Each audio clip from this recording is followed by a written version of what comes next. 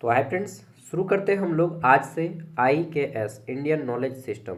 ठीक है, 3 है इंडियन नॉलेज सिस्टम, हिंदी में बोलते हैं भारतीय ज्ञान पद्धति। ठीक है, इसका पूरा सिलेबस मैंने डिस्कस कर दिया है। अब हम लोग पार्ट 1 करते हैं। Part 1, part 2, part 3, part 4, 4 part आएगा इसका। ठीक है, 4 को पार्ट आएगा और टोटल 4 पार्ट में आपके 150 क्वेश्चन कंप्लीट करवाए जाएंगे। उसके बाद 300 क्वेश्चन का एक PDF आएगा वो लास्ट में। ठीक है, जिसमें आपका 4 पार्ट कंप्लीट होगा उसके बाद।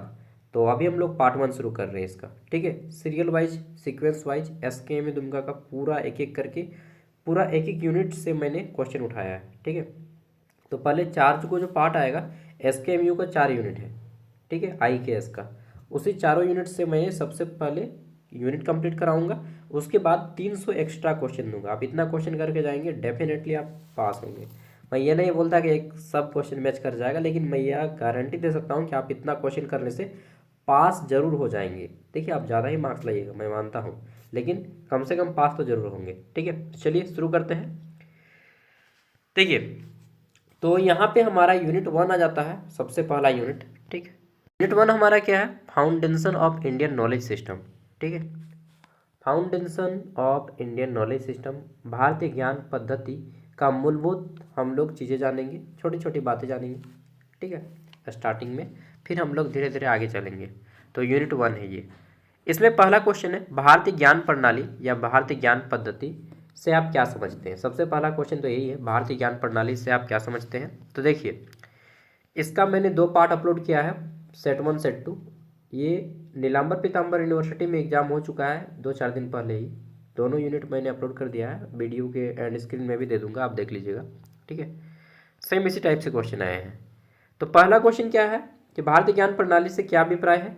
तो भारतीय ज्ञान प्रणाली भारत की पारंपरिक और प्राचीन ज्ञान परंपरा है, traditional and ancient knowledge traditional of India. ठीक है, तो ये क्या है? भारतीय ज्ञान प्रणाली पारंपरिक, जो चलता आ रहा है, और प्राचीन, पुराना समय से। ठीक है, जो ज्ञान की परंपरा है उसी को इसमें पढ़ाया जाता है। ठीक है, भारतीय ज्ञान प्रणाली का मुख्य आधार क्या है। तो देखिए, भारतीय ज्ञान प्रणाली में हम लोग मुख्य रूप से वैदिक साहित्य को पढ़ेंगे, वैदिक लिटरेचर को पढ़ेंगे। ठीक है, नेक्स्ट अगला आ जाता है, भारतीय ज्ञान प्रणाली मुख्यतः किस पर आधारित है। तो मुख्य रूप से किस पे आधारित रहेगा? अनुभव और परंपरा पे। ठीक है, एक्सपीरियंस और ट्रेडिशनल, जो हमारे ट्रेडिशंस है, परंपराएं हैं जो चली आ रही हैं, उस पे आधारित है। ठीक है, अगर आप ऑप्शन भी पढ़ेंगे ना, तो सभी ऑप्शन पढ़ने से भी आपको राइट आंसर मिल जाएगा। ठीक है, भले आप कभी नहीं पढ़े हो फिर भी। देखिए, राजनीति केवल होगा नहीं, व्यापार केवल होगा नहीं, और केवल प्रयोगशाला भी होगा नहीं, क्या होगा? अनुभव और परंपरा। ठीक है, चौथा क्वेश्चन है, भारतीय ज्ञान प्रणाली का क्षेत्र किस प्रकार का है। ठीक है, 1 मिनट। इसका क्षेत्र किस प्रकार का है भारतीय ज्ञान प्रणाली का? ऑप्शन 1 है सीमित, लिमिटेड, और ऑप्शन 2 है व्यापक, ऑप्शन 3 है केवल धार्मिक, केवल वैज्ञानिक। तो व्यापक मतलब ब्रॉड। ठीक है, मतलब जिसमें सब कुछ समाया हुआ है। तो ऑप्शन बी इसका राइट आंसर हो जाएगा, व्यापक, जिसमें सब कुछ समाया हुआ है। अगला है, भारतीय ज्ञान प्रणाली की प्रमुख विशेषता क्या है। What is the major feature of Indian knowledge system. Indian knowledge system का सबसे बड़ी विशेषता क्या है? देखिए, ऑप्शन देखने से ही आपको आंसर मिल जाता है। प्रकृति और मानव के बीच को संतुलन इसमें बताया गया है, harmony between nature and human life. ठीक है, अच्छा, ये पेपर क्यों केवल आपको पढ़ने के लिए दिया जा रहा है, पास करने के लिए नहीं।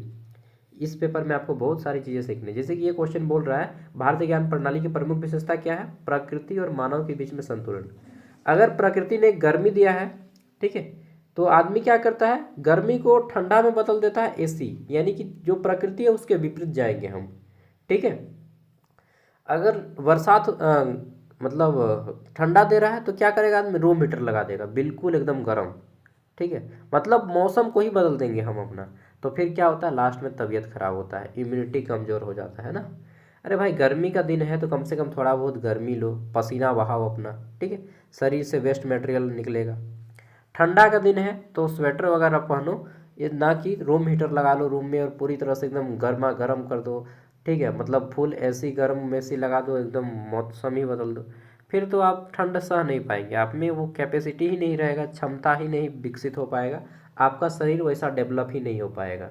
ठीक है, इसलिए प्रकृति के साथ संतुलन बना के चलिए।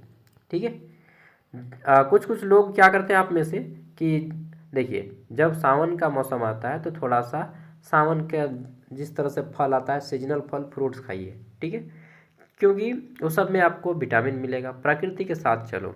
ठीक है, अगर देखिएगा कुछ कुछ चीज़ें जो हैं, क्या होता है कि मौसम के साथ ही होती है, तो वो मौसमी फलों को खाया कीजिए, यही है प्रकृति। नेचर के साथ रहा कीजिए, कभी कभी दातुन से मुँह धोआ कीजिए, सप्ताह में 2 दिन दातुन से मुँह धोइए। ठीक है, नेक्स्ट, भारतीय ज्ञान प्रणाली में निम्नलिखित में से क्या शामिल है? तो भारतीय ज्ञान प्रणाली में क्या शामिल है? दर्शन, गणित, चिकित्सा या उपरोक्त सभी।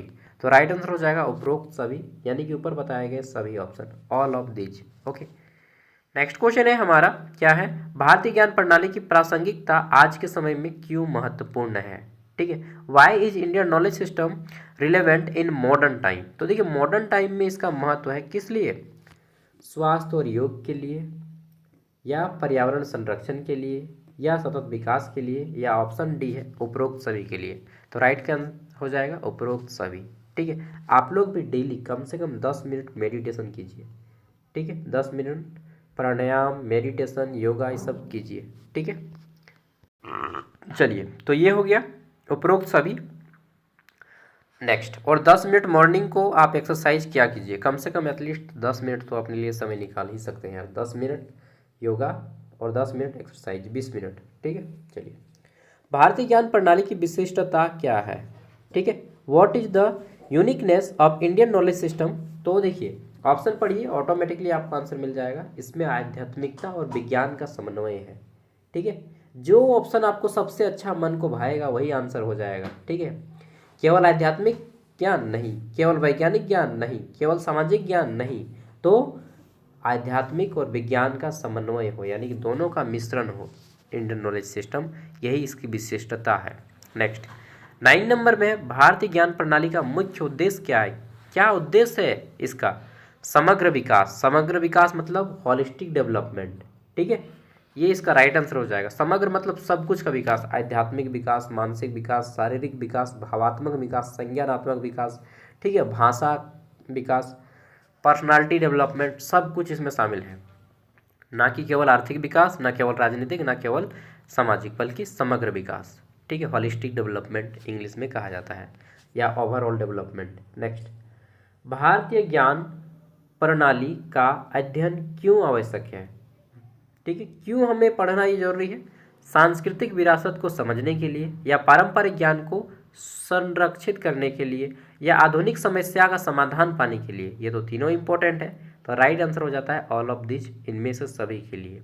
ओके, नेक्स्ट, अगला जाता है हमारा यहाँ पे यूनिट 1 का ही दूसरा टॉपिक, जिसको हम लोग बोलते हैं वैदिक लिटरेचर, यानी कि वैदिक साहित्य। ठीक है, इसमें हम क्या पढ़ेंगे? वेद। ठीक है, फिर पढ़ेंगे हम ब्रह्मांड के बारे में, उपनिषद के बारे में, और अर्णय के बारे में। ठीक है, चलिए पढ़ते हैं, आगे बढ़ते हैं। 10 क्वेश्चन इससे करेंगे। वेदों की संख्या कितनी है? तो आपको मालूम है कि 4 गो वेद है। ठीक है, कौन कौन? ऋग्वेद, सामवेद, यजुर्वेद और अथर्ववेद। ठीक है, ऋग्वेद सबसे पुराना वेद है, सामवेद से संगीत की उत्पत्ति मानी जाती है। चलिए, इतना अभी याद रखिए। और गायत्री मंत्र का भी उच्चारण ऋग्वेद से हुआ है। ओके, सबसे प्राचीन वेद कौन सा है? तो ऋग्वेद सबसे प्राचीन वेद है, और सबसे बड़ा भी, मोटा भी। ठीक है, नेक्स्ट, अगला है यजुर्वेद। यजुर्वेद मुख्यतः किससे संबंधित है? यजुर्वेद नाम सुनने से ही लगता है, देखिए यहाँ पे यजुर, जो यज्ञ और अनुष्ठान से जुड़ा हुआ। ठीक है, य से यज्ञ, य से अजुर। ऋग्वेद जिसमें आपका क्या है, मुख्यतः मंत्र वगैरह है। ठीक है, और यजुर्वेद में क्या है? यज्ञ और अनुष्ठान है। ठीक है, सामवेद से संगीत, यजुर्वेद से यज्ञ और अनुष्ठान, और एक है अथर्ववेद। अथर्ववेद क्या है? अच्छा, ये जो यजुर्वेद है ये जड़ी बूटी का भी है। ठीक है, नेक्स्ट, सामवेद किससे संबंधित है? तो संगीत और मंत्रों के गायन से। ठीक है, music and chanting of hymns ये वर्ड मैं फर्स्ट टाइम पढ़ रहा हूँ, ठीक है। नेक्स्ट अगला आता है हमारा अथर्ववेद मुख्यतः में किसका वर्णन मिलता है? तो यहाँ पे अथर्ववेद में जड़ी बूटी का वर्णन मिलता है, ठीक है, चिकित्सा और जादू टोना का, ठीक है। जादू टोना आप लोग बोलते हैं ना घर में, क्या बोलते हैं कि आए उसको ये नजराए दिया है तो नजराए दिल है, ठीक है, काला जादू कर दिया है, ये वर्ड बोलते हैं, ठीक है। आई डोंट नो ये वर्ड होता है या नहीं होता है, लेकिन देखिए जब हालत ख़राब होता है ना तो आदमी सब मानने लगता है, ठीक है। चलिए नेक्स्ट अगला जाता है ब्राह्मण ग्रंथ किससे संबंधित है? ये जो ब्राह्मण ग्रंथ है ये किससे संबंधित है? तो यज्ञ की विधियों से ब्राह्मण ग्रंथ संबंधित है, ठीक है। ब्रह्मांड से बना है ब्राह्मण, मालूम नहीं ये ऐसा बोला जाता है। चलिए सब झूठ है भाई, सब जाति सभी धर्म समान है, मैं तो ऐसा ही मानता हूँ, ठीक है। अगर आप मुझसे जलते हैं तो वो बात बोल सकते हैं, लेकिन मैं सभी धर्मों को समान मानता हूँ और सभी जातियों को भी समान मानता हूँ, ठीक है। मैं जाति का क्या हूँ? मैं जाति का भारतीय हूँ। नेक्स्ट उपनिषदों का मुख्य विषय क्या है? तो उपनिषद का मुख्य विषय है आध्यात्मिक ज्ञान, ठीक है, स्पिरिचुअल नॉलेज। उपनिषद की संख्या कितनी है? तो 108 है, 108 गो उपनिषद है। जैसे कि आपने नाम सुना होगा मुंडक उपनिषद, ठीक है, जिसमें सत्यमेव जयते को लिया गया है मुंडक उपनिषद से। अगला जाता है उपनिषदों को किस नाम से जाना जाता है? तो उपनिषद को वेदांत भी कहते हैं। क्या कहते हैं? वेदांत, ठीक है। अगला जाता है हमारा यहाँ पे आरण्यक ग्रंथ किससे संबंधित? तो आरण्य मतलब होता है वन, आरण्य मतलब क्या होता है? वन। तो वन में रहने वाले साधु जो लोग थे, साधकों के आध्यात्मिक चिंतन से संबंधित है आरण्यक ग्रंथ, ठीक है।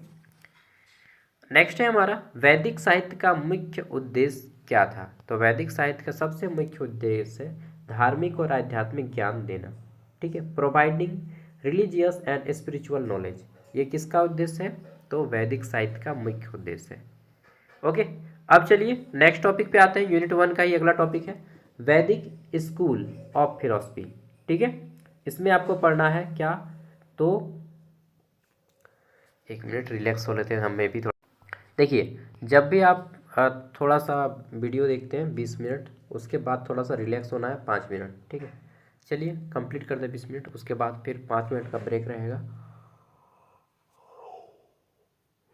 तो यहाँ पे क्वेश्चन है हमारा वैदिक स्कूल फिलॉसफी में क्या क्या पढ़ना है? सांख्य, योगा, न्याय, ठीक है। फिर पढ़ना है आपका ये क्या है जी? विशेषिका, पूर्वा, मीमांसा, ठीक है, वेदांत, इन सब के बारे में पढ़ना है। तो चलिए शुरू करते हैं इन सब के बारे में। नेक्स्ट है हमारा यहाँ पे, अच्छा ये संस्कृत वर्ड को जब आप इंग्लिश में पढ़िएगा ना तो थोड़ा सा दिक्कत होता है पढ़ने में। सांख्य दर्शन के प्रवर्तक कौन माने जाते हैं? ठीक है, सांख्य दर्शन के प्रवर्तक कौन माने जाते हैं? तो देखिए यहाँ पे 4 ऑप्शन है, कपिल मुनि इसका राइट आंसर होगा, पतंजलि, पतंजलि योग दर्शन के हैं, ठीक है, और कपिल मुनि जो है सांख्य दर्शन के हैं। ओके, तो कपिल मुनि इसका राइट आंसर हो जाएगा। अगला जाता है सांख्य दर्शन मुख्यतः किस सिद्धांत पर आधारित है? तो सांख्य दर्शन किस सिद्धांत पे आधारित है? ये द्वैतवाद सिद्धांत पे आधारित है, ठीक है, द्वैतवाद, ड्युअलिज्म, इस सिद्धांत पे आधारित है। नेक्स्ट अगला जाता है योग दर्शन के प्रवर्तक कौन है? तो योग मतलब पतंजलि, ठीक है, बाबा रामदेव मत मार दीजिएगा, पतंजलि इसका राइट आंसर हो जाएगा। पतंजलि कौन है? तो एक साधु थे, उनका नाम पतंजलि था, महर्षि पतंजलि, ठीक है, और वर्तमान समय में इसको प्रमोट बन कर रहे हैं बाबा रामदेव और भी बहुत सारे लोग, ठीक है। अगला जाता है पतंजलि के योग दर्शन में कितने अंग बताए गए हैं? तो देखिए अष्टांग योग का आपने नाम सुना होगा, अष्टांग मतलब 8 अंग हैं इसके, ठीक है, यम, नियम, प्राणायाम और क्या क्या है ये सब पढ़ेंगे, ठीक है। अगला जाता है न्याय दर्शन के प्रवर्तक कौन है? तो न्याय दर्शन के प्रवर्तक कहे ले जाते हैं गौतम मुनि। कौन? गौतम मुनि, याद करते चलिएगा, ठीक है। सांख्य दर्शन के प्रवर्तक कौन है? तो कपिल मुनि। न्याय दर्शन के प्रवर्तक कौन है? गौतम मुनि, ठीक है, सब आपको नोट डाउन करते चलना है। योग दर्शन के प्रवर्तक कौन है? तो पतंजलि, ठीक है। नेक्स्ट अगला जाता है न्याय दर्शन मुख्यतः किससे संबंधित है, तो यह तर्क और ज्ञान मीमांसा से संबंधित है न्याय दर्शन। ओके नेक्स्ट अगला क्वेश्चन जाता है विशेषिक दर्शन के प्रवर्तक कौन है। विशेषिक दर्शन जो है इसके प्रवर्तक है कनाड, ठीक है, और यह मटेरियल साइंस पे आधारित है। किस पे, मटेरियल साइंस। महर्षि कनाड को परमाणु का जनक कहा जाता है, मतलब परमाणु की खोज सबसे पहले किसने की, एटम की, परमाणु अणु परमाणु पढ़े ना, ठीक है, atom and molecules, Maharshi canard, ठीक है, ये भारत के हैं। नेक्स्ट अगला जाता है यहाँ पे वैश्विक दर्शन मुख्यतः किससे संबंधित है, तो वैश्विक दर्शन जो है यह संबंधित है पदार्थों का वर्गीकरण, सॉरी वैश्विक बोल रहे हैं, वैशेषिक, ठीक है। यहाँ पे देखिए वैशेषिक दर्शन आपने पढ़ा ना, इसके कनाड संबंधित है। ये सब ऋषि लोग हैं, ये जितना भी पढ़ रहे हैं ऋषि लोग ने खोज किया है। एक तरह से हम लोग बोल सकते हैं कि प्राचीन काल में ऋषि लोग क्या था, साइंटिस्ट था, और वही लोग टीचर भी था, वही लोग डॉक्टर भी था, ठीक है। महर्षि चरक नाम सुना होगा, वो चिकित्सा के शास्त्र में बहुत बड़े विद्वान। अभी एमबीबीएस में जो लोग करता है ना, आयुर्वेद में एमबीबीएस, उनका किताब पढ़ता है एमबीबीएस, चरक संहिता को, ठीक है। महर्षि सुश्रुत एक नंबर के सर्जन हैं, यानी कि सर्जरी करने वाले डॉक्टर, उनका किताब पढ़ा जाता है सर्जरी में, एमएस में, मास्टर ऑफ सर्जरी में। एमबीबीएस करने के बाद उसका किताब पढ़ा जाता है, ठीक है। तो ये कनाड कौन है, तो ये एक साइंटिस्ट थे, मतलब हमारे यहाँ महर्षि को साइंटिस्ट, हमारे यहाँ के साइंटिस्ट को महर्षि कहा जाता है, महर्षि कनाड, ठीक है। विशेषिक दर्शन मुख्यतः किससे संबंधित है, परमाणु का वर्गीकरण, classification of substance. Okay next पूर्व मीमांसा दर्शन के प्रवर्तक कौन है, पूर्व मीमांसा इसके कौन है, तो जैमिनी, महर्षि जैमिनी, ठीक है, गूगल जैमिनी नहीं महर्षि जैमिनी, ठीक है। यहाँ पे शंकराचार्य के बारे में दिया गया है, आदि शंकराचार्य अकेश्वरवाद के प्रवर्तक हैं, ठीक है। कपिल मुनि सब याद हो गया होगा, न्याय दर्शन, ठीक है। नेक्स्ट ये व्यास कौन है, महर्षि वेद व्यास, जिन्होंने महाभारत की रचना की है। अब आ जाता है पूर्व मीमांसा का मुख्य विषय क्या है, पूर्व मीमांसा, तो पूर्व मीमांसा जो है कर्मकांड पे आधारित है, ठीक है। पूर्व मीमांसा किस पे आधारित है, कर्मकांड पे। आगे देख लेते हैं अगला, वेदांत दर्शन के प्रवर्तक कौन माने जाते हैं, ठीक है। तो वेदांत दर्शन इनके कौन माने जाते हैं, तो ये हैं आपके व्यास, महर्षि व्यास, ठीक है। नेक्स्ट सब एक एक करके आपको याद करना है। वेदांत दर्शन का मुख्य आधार क्या है, तो उपनिषद। वेदांत दर्शन का मुख्य आधार क्या है, उपनिषद। उपनिषदों की संख्या कितनी है, 108। ओके नेक्स्ट आगे देख लेते हैं द्वैतवाद। देखिए यहाँ पे बोला गया अद्वैतवाद वेदांत के प्रवर्तक कौन है, तो आदि शंकराचार्य, इनका पूरा नाम है आदि शंकराचार्य, ये अद्वैतवाद वेदांत के जनक माने जाते हैं।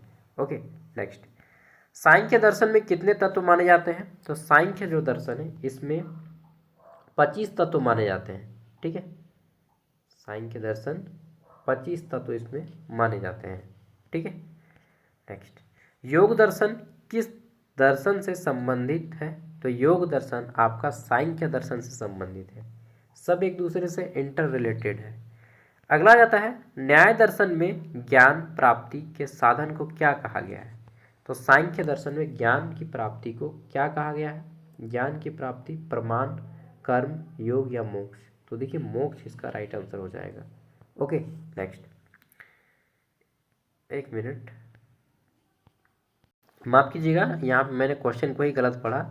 क्वेश्चन है न्याय दर्शन में ज्ञान प्राप्ति को मोक्ष कहा जाता है, बट ज्ञान प्राप्ति के साधन जो होते हैं उन साधन को क्या कहते हैं, तो उन साधन को कहते हैं प्रमाण, ठीक है।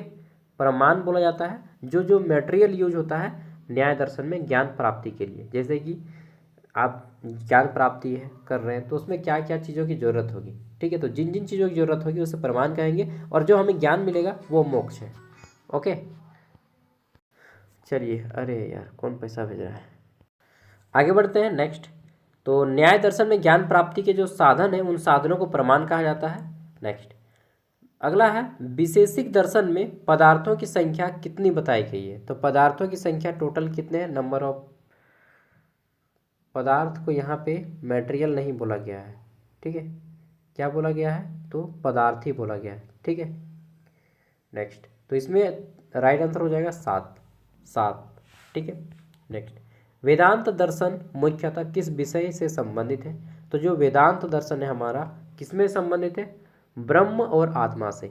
ठीक है, ब्रह्म और आत्मा, यही सब इसका राइट आंसर ही होगा। मुख्य रूप से ये जो टॉपिक है यूनिट 1 पूरा का पूरा धर्म से संबंधित है। ठीक है, इंडियन नॉलेज सिस्टम ही पूरा का पूरा धर्म और जो साधु लोग हैं और हमारी प्राचीन परंपरा है उसी से संबंधित है पूरा का पूरा इंडियन नॉलेज सिस्टम। ठीक है, सांख्य दर्शन में प्रकृति और पुरुष का सिद्धांत किससे संबंधित है? सांख्य दर्शन में जो हमारी प्रकृति और पुरुष, इसका सिद्धांत किससे संबंधित है? तो ये सांख्य से संबंधित है। जब सांख्य बोला गया तो सांख्य होगा, जब योग बोला जाएगा तो योग होगा।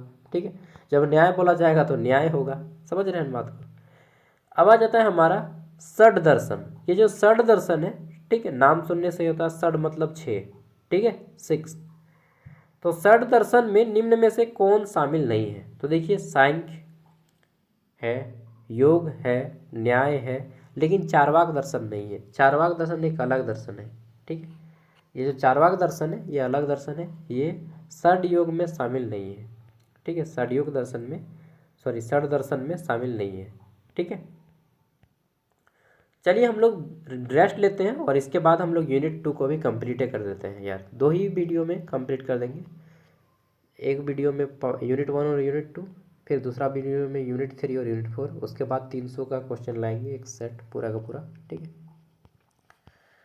देखिए अभी हमने यूनिट 1 कंप्लीट कर लिया, इसमें भी आपके 50 क्वेश्चन आएंगे, टाइमिंग 3 घंटा ही रहेगा। ठीक है, तो हमने क्या किया, अभी यूनिट 1 कंप्लीट किया है, ये यूनिट 1 कंप्लीट किया। ठीक, यहाँ पे देखिए शंकराचार्य ये सब पढ़ लिया हमने। ठीक, अब आगे करते हैं यूनिट 2। ठीक है, इसमें क्या है आपका यूनिट 2, ये देखिए अप्लाइड इंडियन नॉलेज सिस्टम। ठीक है, इसमें आपका मैथ, एस्ट्रोनॉमी यानी कि गणित और खगोल विज्ञान, ठीक, आयुर्वेद और योगा के बारे में, मेटालर्जी यानी कि धातु विज्ञान के बारे में। ठीक, फिर आपको पढ़ना है रीजनल नॉलेज के बारे में। ठीक है, अच्छा 2 ही यूनिट है यार। अच्छा, यूनिट 1 हमने आधा कंप्लीट किया है, सॉरी, यूनिट 1 को आधा कंप्लीट किया है, 2 ही यूनिट पढ़ना है, एक यूनिट 1 एक यूनिट 2। ओके, तो यूनिट 1 को हमने यहाँ तक कंप्लीट किया है, कहाँ तक? नॉन वैदिक school, philosophy, Charvaka, Buddhist, Jain, यहाँ तक नहीं, यहीं तक किया है। ठीक है, ये वेदांत तक। ठीक है, पूर्व मीमांसा यहीं तक किया है। अब करने वाला है यहाँ से शुरू। देखिए मैंने भी क्या है ना कि बहुत दिन से नहीं पढ़ा है और ये टॉपिक न्यू शुरू हुआ है, तो यहाँ से शुरू करेंगे नॉन वैदिक स्कूल ऑफ फिलोसफिकल सिस्टम। ठीक है, चारवाक, बुद्धिस्ट और जैन से। फिर हम लोग इसको करेंगे, ठीक है, पुराण, रामायण, महाभारत, फिर संगम साहित्य के बारे में, फिर फिलोसफिकल और थिंकर्स के बारे में, जिसमें हम पढ़ेंगे महर्षि व्यास के बारे में, मनु महाराज के बारे में, पाणिनि के बारे में, ठीक है, कणाद के बारे में, पतंजलि के बारे में, नागार्जुन के बारे में और शंकराचार्य के बारे में। चलिए तो इसी को शुरू करते हैं, यूनिट 1 का भाग 2। यूनिट 2 को शुरू करने से पहले हम एक यहाँ पे बताएंगे ऐप के बारे में थोड़ा सा, बस 2 मिनट। ये ज्ञान सागर ऐप है, जो लोग इंस्टॉल किए हैं बहुत बहुत धन्यवाद, जो लोग नहीं किए हैं कर लीजिए। 60 रुपया में 4 साल पढ़ाऊँगा। ठीक है, ऐप इंस्टॉल होने के बाद इस तरह से ओपन हो जाएगा। आपको यहाँ पे करना है क्रिएट एन अकाउंट पे क्लिक। यहाँ पे क्रिएट एन अकाउंट पे जैसे ही क्लिक करेंगे तो आपके सामने आ जाएगा यहाँ पे पूरा नाम और फ़ोन नंबर डालने का। अब अपना पूरा नाम और फ़ोन नंबर डालिएगा, उसके बाद यहाँ पे क्लिक करेंगे क्रिएट एन अकाउंट। जैसे ही इस पर क्लिक करेंगे आपके सामने क्या होगा, OTP आएगा और ये ओपन हो जाएगा OTP डालते ही। इस तरह से ऐप खुल जाएगा। आप यहाँ पे आएंगे ऑल कोर्स पे क्लिक करेंगे। ठीक है, ऑल कोर्स में जो वहीं क्लिक करेंगे तो सारा कोर्स खुल जाएगा। ये वाला कोर्स जॉब BEd के लिए, आपके लिए नहीं है। आपको ये वाला कोर्स खरीदना है SKMU का, 60 रुपया है। देखिए बाय नाउ पे क्लिक करेंगे तो यहाँ पे पेमेंट का ऑटोमेटिकली ये आपका जो भी है सिस्टम उससे ले लेगा, कैच कर लेगा। देखिए यहाँ पे मैं दिखा देता हूँ, ये कोर्स 60 रुपया में अगर आप पेमेंट करते हैं तो 4 साल तक काम देगा। कंप्लीट ग्रेजुएशन पढ़ाई होगा सिर्फ 60 रुपया में।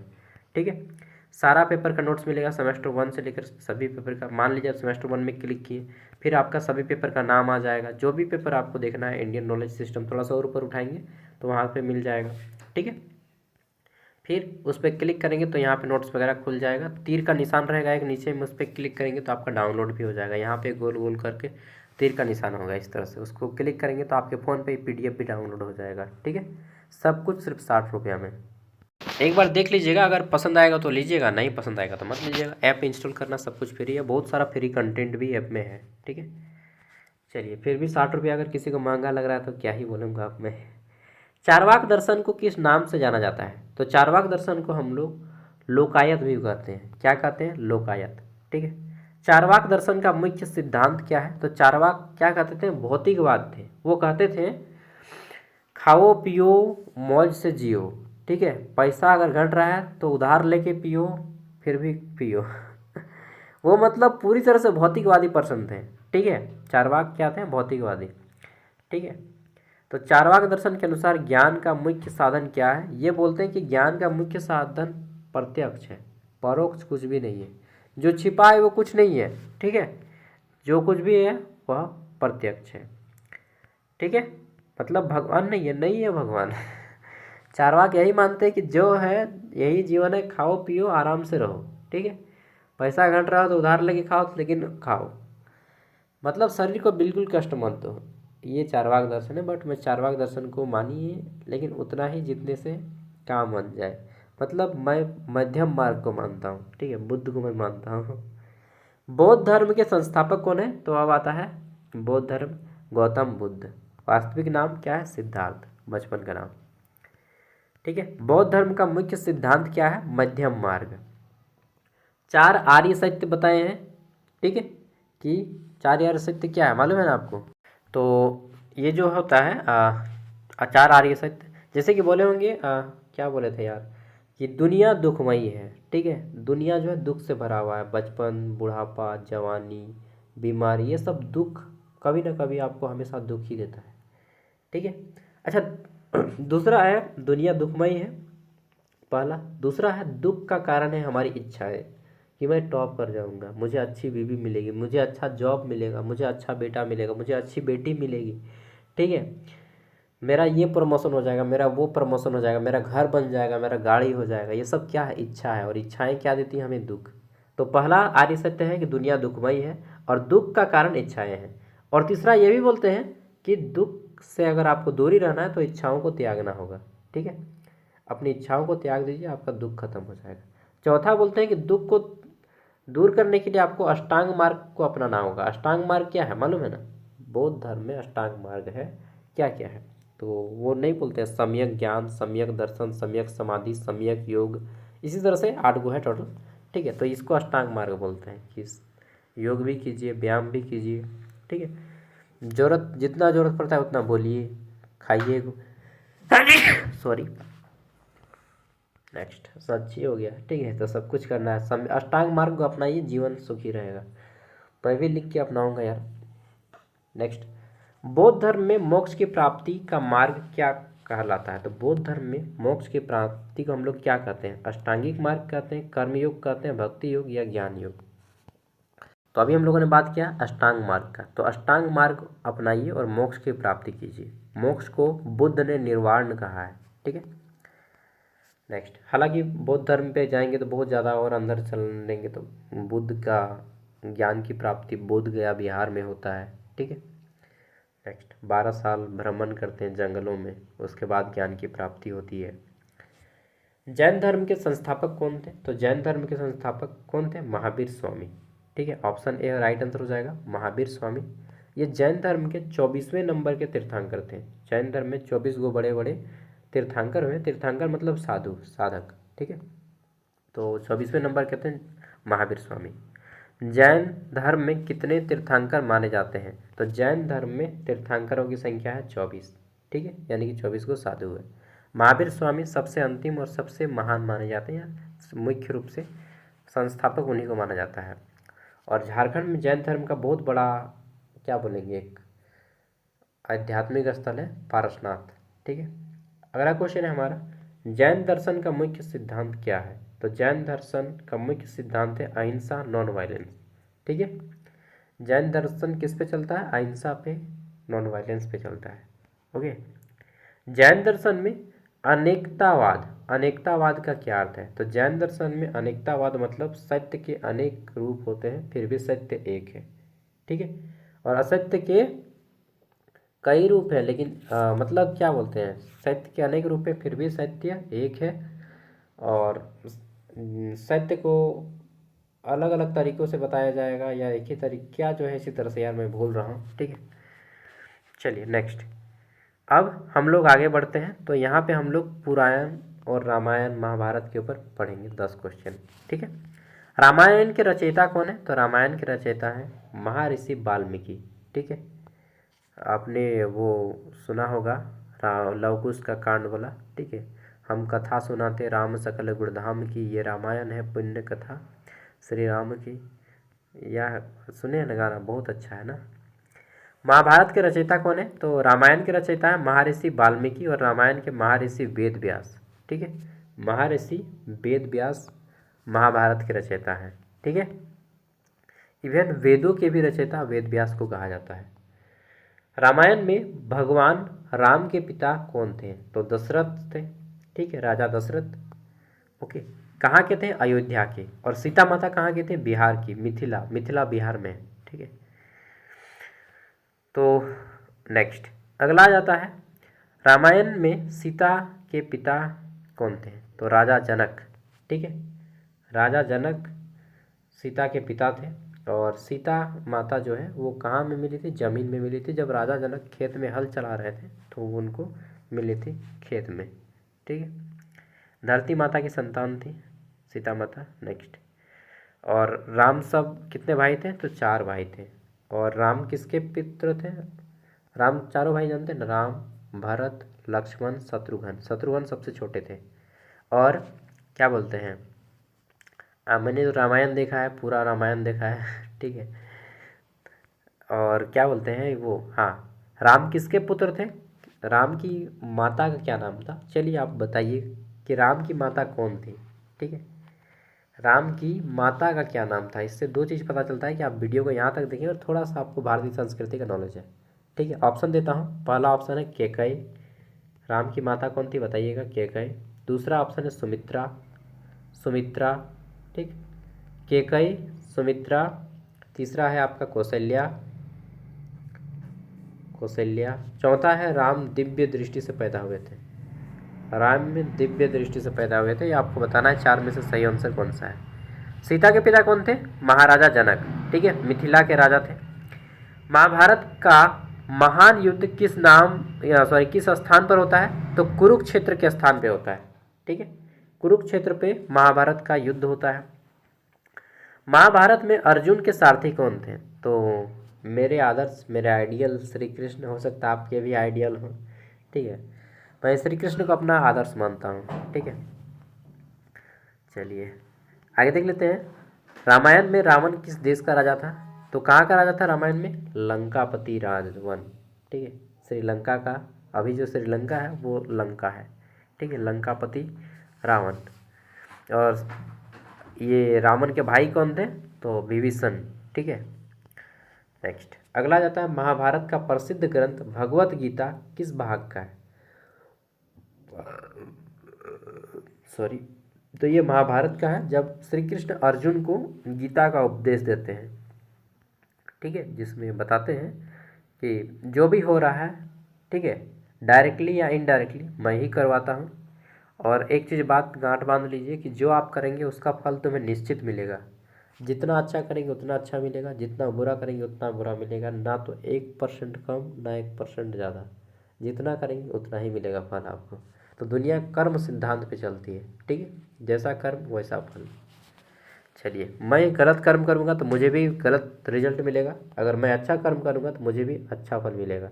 इंटेंसिव हमारा क्या है ये मायने रखता है। किसी का आप अच्छा करने जा रहे हैं, गलत हो जा रहा है, वो अलग मैटर है, लेकिन आपका उद्देश्य क्या है उसके पीछे ये मायने रखता है। ठीक है, महाभारत में पांडवों की संख्या कितनी थी? तो 5 पांडव थे और इनकी वाइफ का नाम था पांचाली। ठीक है, ऑप्शन सी इसका राइट आंसर हो जाएगा। रामायण का मुख्य संदेश क्या है? तो रामायण मुख्य रूप से धर्म और सत्य की विजय बताता है। विक्ट्री ऑफ क्या है? तो राइट टंगनेस एंड ट्रूथ। ठीक है, आगे देख लेते हैं, राइटनेस एंड ट्रूथ। क्वेश्चन आ जाता है हमारा यहाँ पे अंतिम पार्ट, जिसमें हम लोग करेंगे और 10 क्वेश्चन, 20 क्वेश्चन करेंगे। संगम साहित्य। देखिए, संगम साहित्य क्या है? तमिल भाषा में जितने भी ग्रंथ लिखे गए हैं, तमिल भाषा में जितने भी किताब लिखे गए हैं उसको संगम साहित्य कहा जाता है। ठीक है। फिलॉसफी पढ़ेंगे, फिलोसफर के बारे में, दर्शन शास्त्र के बारे में, थिंकर्स के बारे में, जिसमें आपको व्यास, मनु महाराज, पाणिनि। ठीक है। पाणिनि कौन है, नाम सुना सुना लग रहा है ना, संस्कृत के रचयिता है, संस्कृत के पितामह कहे जाते हैं, संस्कृत व्याकरण के।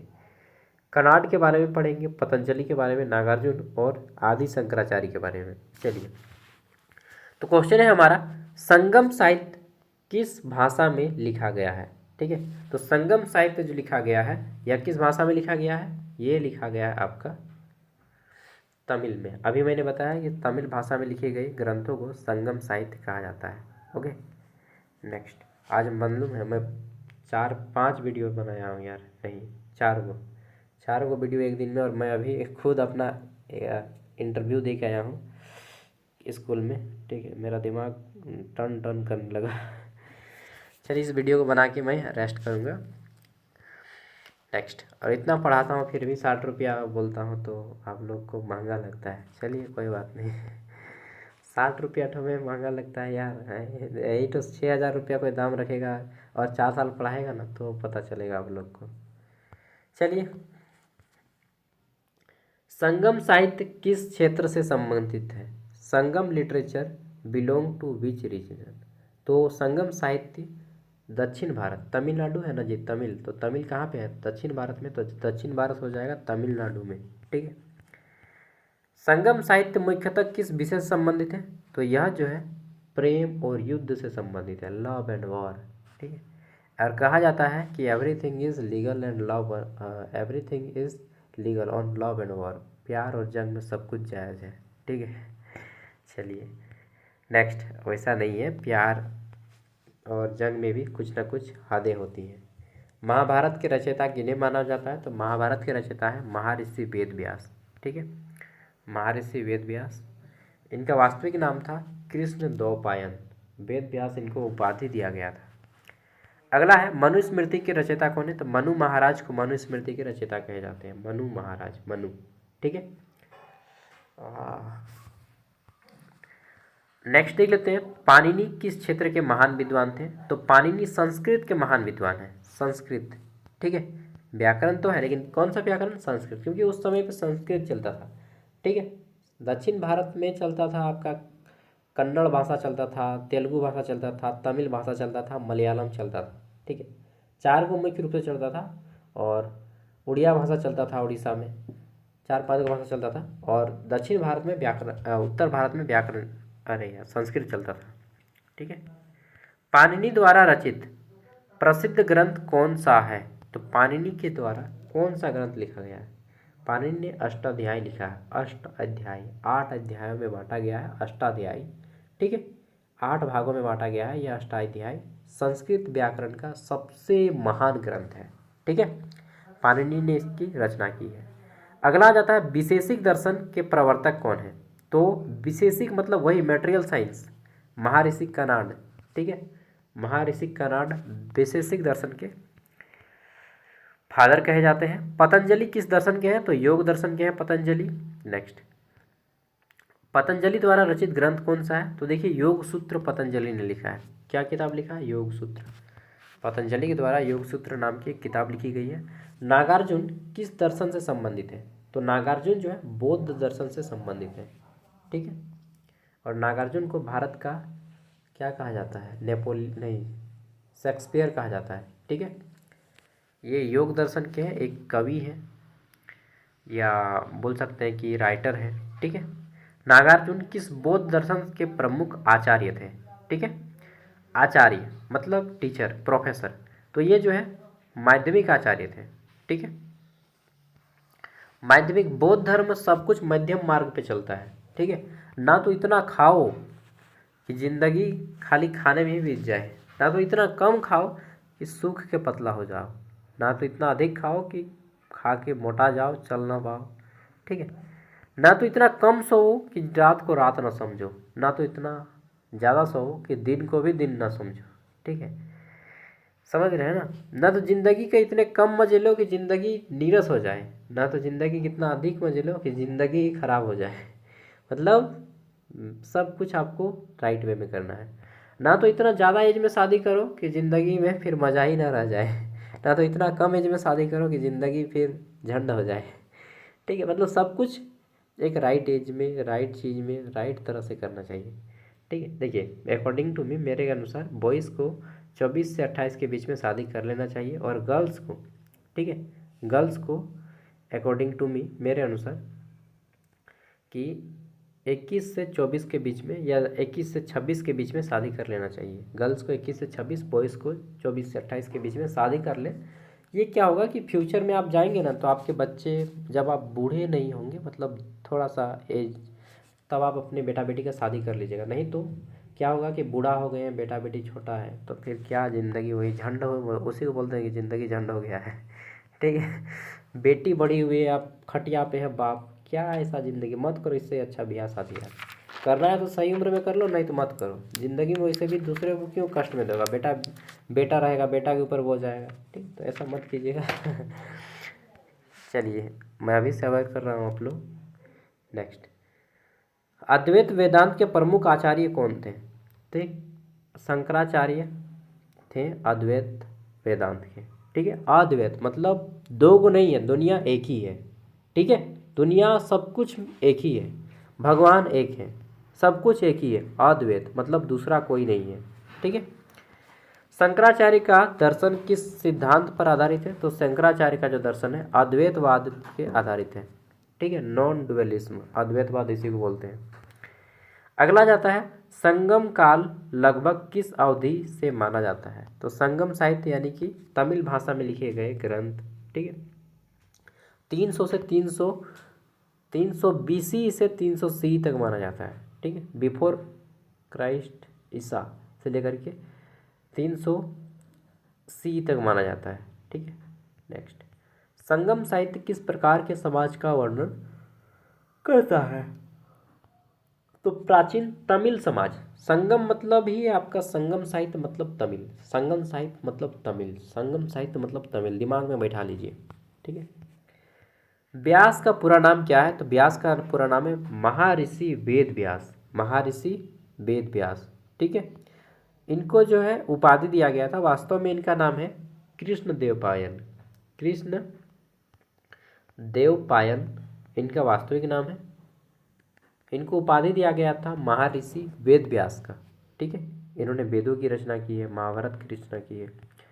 मनुस्मृति मुख्यतः किस विषय से संबंधित है? तो मनुस्मृति जो है सामाजिक और धार्मिक नियम पर आधारित एक किताब लिखी है, मनुस्मृति, मनु महाराज के द्वारा लिखी गई है मनुस्मृति। यह एक किताब का नाम है मनुस्मृति, जिसमें बताया गया है कि कैसे हमें रहना है, कैसे खाना है, कैसे पहनना है, कैसे लोगों से कैसे बात करनी है। ठीक है, मतलब मुख्य रूप से नियम कानून के बारे में बताया गया है मनुस्मृति में, जो कि मनु महाराज के द्वारा लिखा गया है। अष्टाध्यायी किस विषय का प्रसिद्ध ग्रंथ है? तो अष्टाध्यायी जो है संस्कृत व्याकरण का प्रसिद्ध ग्रंथ है। ठीक है, पाणिनि के द्वारा रचित है। 80 नंबर क्वेश्चन है हमारा, भारतीय ज्ञान प्रणाली में इन दार्शनिकों का मुख्य योगदान क्या है? तो दर्शन और ज्ञान का विकास करना। ठीक है, चलिए अब हमारा अंतिम क्वेश्चन है आपसे। देखिए, हमारा ये क्वेश्चन है आपसे। ठीक है, श्री राम को कितने वर्ष का वनवास मिला था? 14 वर्ष। ठीक है, ये जो 14 वर्ष का वनवास मिला था श्री राम को, ठीक है, जब श्री राम 14 वर्ष का वनवास काट कर वापस आए, ठीक, वापस आ जाते हैं अयोध्या, तो जिस दिन वापस आए हैं उस दिन कौन सा, उसी दिन से एक त्यौहार शुरू होता है भारत में, उसको कौन सा त्यौहार बोलते हैं बताइएगा? 14 वर्ष का वनवास काट के जब पुष्पक विमान से श्री राम जी वापस आते हैं, ठीक है, अयोध्या, तो उस दिन से जब वापस आते हैं तो उस दिन से एक त्यौहार शुरू होता है। उस त्यौहार को कौन सा त्यौहार बोलते हैं? सब कोई मनाते हैं, ठीक है, बहुत धूमधाम से मनाते हैं उस त्यौहार को, बताइएगा। और देखते हैं, इससे दो चीज़ पता चलता है कि आपने हमारे वीडियो को एंड तक देखा है, और दूसरी चीज़ कि आपको नॉलेज है थोड़ा सा। ठीक है, उस समय पूरा जलाया जाता है, सब कुछ घर और रोशन किया जाता है। Thank you, bye bye. और जिनको ऐप चाहिए 4 साल तक 60 रुपया में सब पेपर का नोट्स, तो वो लोग वीडियो का डिस्क्रिप्शन में लिंक है, इंस्टॉल कर लीजिएगा, देख लीजिए, पसंद आए तो ठीक, ना आए तो कौन सा बड़ा जाता है यार, 60 रुपया है, देख लीजिए। ओके।